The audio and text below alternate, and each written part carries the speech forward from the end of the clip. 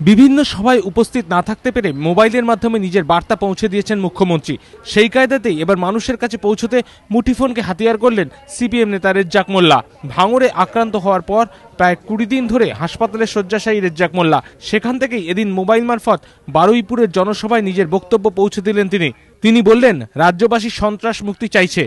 গণতন্ত্র পুনঃপ্রতিষ্ঠার জন্য তরুণদের আরো বেশি করে রাস্তায় নামার আহ্বান জানান তিনি। আমাদের রাজ্যে সন্ত্রাস চলছে বলগাহীন, মানুষ সন্ত্রাস মুক্ত হতে চাইছে। এই সন্ত্রাস মুক্তির আন্দোলনে নেতৃত্ব দিতে হবে সকল বামপন্থীদের। তরুণ বয়সের ছেলেমেয়েদের বলব, গণতন্ত্র পুনরুদ্ধারের সংগ্রামে আরো বেশি করে রাস্তায় নামতে হবে। শরীরের আঘাত যে মনের জোরকে বিন্দুমাত্র দমাতে পারেনি, তাও এদিন স্পষ্ট করে দিয়েছেন রেজ্জাক মোল্লা।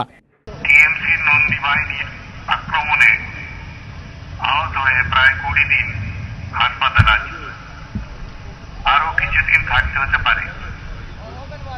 মনের বল অনেক গুণ বেড়েছে, সেই সঙ্গে বেড়েছে জেদ।